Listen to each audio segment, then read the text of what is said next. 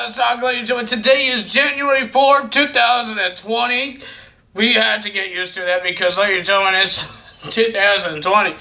But, ladies and gentlemen, we're going to talk about the first SmackDown of the new year because it's getting really annoying hearing the same thing.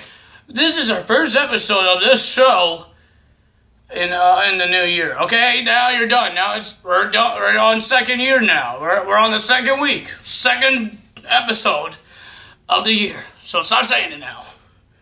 So, ladies and gentlemen, we had 4 returns, 4 superstars, but technically we had 3 superstars and 2. No, wait, not 2 a tag team and 2. That's not a tag team. I'm messing myself up. So, first things first, we're going to talk about SmackDown. And there was no segment, well, technically there was, Bayley and Sasha Banks talking about 2020, what they're going to do, what's their future, aren't you a champion, Bayley? But nobody cared. And then Nikki Cross and Alexa Bliss came out, they said words, Lacey Evans and Dana Brooke said some words. Let's just stop saying words. And then we had a triple threat tag team match with those 3 tag teams, Lacey Evans, Dana Brooke, Alexa Bliss, Nikki Cross, Bayley, and Sasha Banks. It was a pretty decent match. Pretty decent. I don't understand why is it a triple threat. It's not knowing a contendership. It wasn't for anything. Isn't it Lacey Evans and Sasha Banks having problems with each other? I don't know. Why is Bliss and freaking Nikki Cross being in this match? But ladies and gentlemen, the winner of that match, and finally, this woman finally gets a win on the show. It was Lacey Evans and Dana Brooke winning the match because Lacey Evans did the women's right onto Sasha Banks and 1, 2, 3, and that hurts. She gets the win. Good job for her. Then we had Shorty G versus Dash Wilder. Oh my God, Dash Wilder is in that one-on-one match? Yes, he's in the one-on-one match to verse Shorty G, baby. It was a pretty decent match. I love Shorty G. The guy's good. He knows what he's doing. He's not really short. I don't know why everybody has a problem with him because he's short. He's the same size as Dash Wilder. He's kind of the same size. Yes, he was smaller than Baron Corbin. He's definitely going to be smaller than Braun Strowman. But why is Scott Dawson and Dash Wilder making fun of his shortness? Because he's like the same size as you guys are. You're short too. Duh. But ladies and gentlemen, the winner of that match with a roll-up was Shorty G beating Dash Wilder. Yeah. And then the Revival attacked Shorty G after the match. And then we saw the return. We've seen videos of it. The return of Sheamus. Back to his old version with not the mohawk, but a big puffy thingy bobber. And his beard and his little trunks and everything normal that he was in 2009. And ladies and gentlemen, just like he did in 2015, he attacked the little guy. Scott Dawson and Dash Wilder ran away, and then Chad Gable got broke kicked by Sheamus. Because just like when Neville was there, he was getting attacked and he got saved by Sheamus. And then Sheamus attacked the little guy. So yeah, it might be the same thing like that. Then we have Kofi Kingston versus The Miz. The Miz is getting really upset because he doesn't have a way to fight The Fiend because he doesn't have a Universal Championship match against The Fiend at the Royal Rumble because Daniel Bryan won that last week in a triple threat match.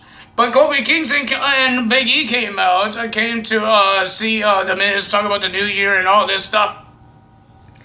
And The Miz issued a challenge, and he did. And Kofi accepted. It was Kofi versus The Miz. Pretty decent match. But the winner of that match, because they roll up, was Kofi Kingston. Kofi won the match, and then The Miz attacked Kofi Kingston after the match. He attacked him. He didn't do much because Big E came in to save him, and he ran away, and everybody says, you suck. The fans were saying you suck to him. And The Miz got upset because he says, everything I've done for you, just like Finn Balor will say, what Seth Rollins will say, all the people who versed The Fiend turned bad. I guess it's like a spell? I don't know. Is it a spell? I don't know. But ladies and gentlemen, Captain Kelly was about to get some words from The Miz, and guess who opened the locker room door on The Miz's locker room was John Morrison. John Morrison made his return. I think he's on SmackDown. I think it's not like the free agents like they did with EC3 and Lars Sullivan. No, I think he's actually on SmackDown. If you show up on that show, you're on that show. So maybe John Morrison and The Miz will team up again, like in 2009, I believe. Team up again and maybe verse the New Day for the SmackDown Tag Team titles. That will be awesome. Then we have Otis versus Drew Gulak.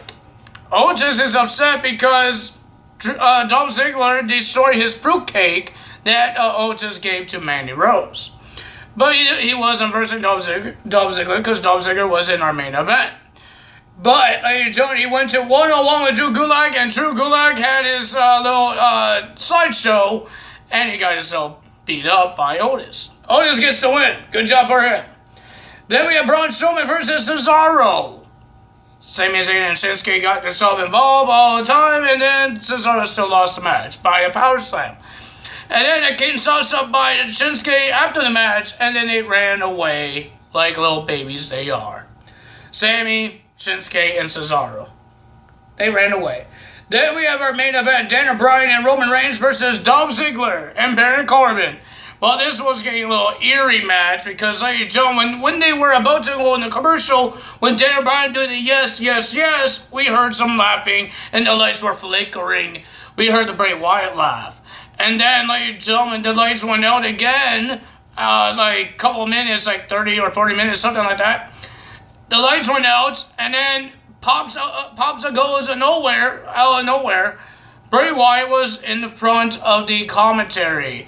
And ladies and gentlemen, Daniel Bryan did his suicide dive, and ladies and gentlemen, they were attacking each other. I guess it was a disqualification because Bray did attack Daniel Bryan. They were punching each other. They ran into the post of the turnbuckle, and then, ladies and gentlemen, Daniel was about to do a running knee, but he got caught and got a man of claw in the mouth. And then, ladies and gentlemen, he just got pushed right into the barricade, and Bray Wyatt was still doing the man of claw on Daniel Bryan. To Roman Reigns' problem, Roman Reigns got attacked by Dolph Ziggler and Corbin when he was about to see, is Daniel Bryan okay? But, ladies and gentlemen, they want to do the same thing. They want to put dog food on the big dog. Until, ladies and gentlemen, Roman Reigns' cousins made the return. The Usos, Jimmy and Jay, made the return and attacked Baron Corbin and Dolph Ziggler. The bloodline is standing tall because, ladies and gentlemen, the Samoans is going to kick butt. I think the Usos and John Morrison are on SmackDown now. That means Roman Reigns and the Usos could team up again. I can't wait. But ladies and gentlemen, that's all for me today. If you guys enjoyed this video, hit that like button, leave a comment below, hit that subscribe button, hit that notification bell, and I will see you guys on Tuesday for Monday Night Raw results. That's all for me today. Time is up. Bye.